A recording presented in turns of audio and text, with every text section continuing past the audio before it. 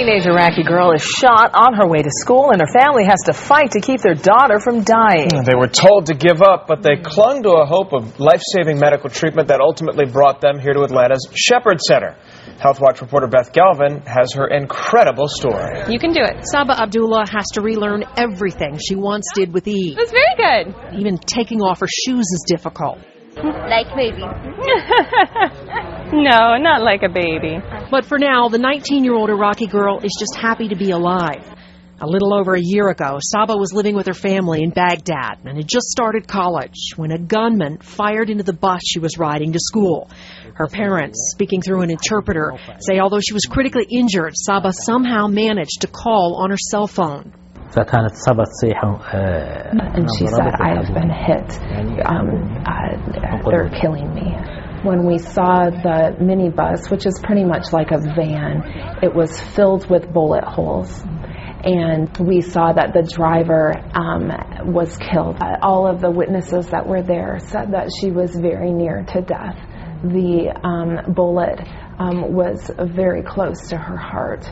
No ambulance or police came, so Saba's parents drove her to the nearest hospital. But it didn't have the equipment or the staff to treat her, so they carried her back to their car and drove to a second hospital. So we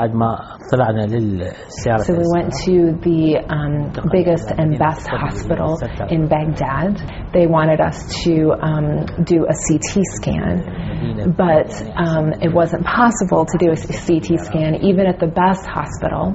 Even at this best hospital, doctors gave up on Saba's survival.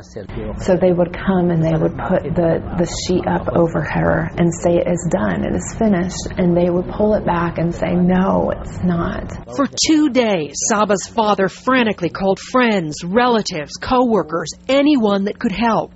He was told Saba's only chance was the American Army hospital in the Green Zone. And that's where, he says, she finally got the critical care she needed. They came out and said that her situation is extremely grave, and if she does not have surgery immediately, within the next 2 to 3 hours, she will die. The surgery saved Saba's life, but a bullet had severed her spinal cord, leaving her paralyzed from about the middle of her chest down.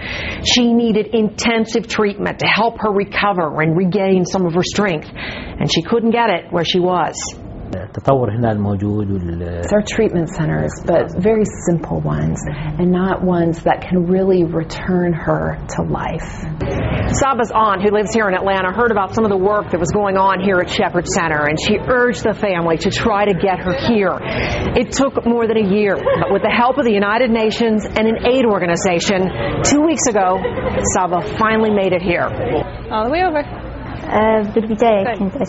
Of course, it is very difficult. At the beginning, I had horrible dreams, nightmares. That has gotten better, but I want to walk. The goal now is to help Saba catch up. She's building her strength and learning how to take care of herself independently. And for the first time since the attack, she's starting to feel hopeful. I know now how to be able to dress myself and how to be able to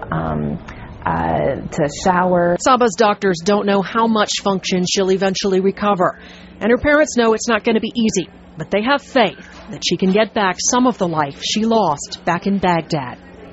I wish that she would be able to return, that she would be able to walk, that she would be able to return to her studies, she'd be able to take a master's degree. Always hope is present. Beth Galvin, Fox 5 Health Watch.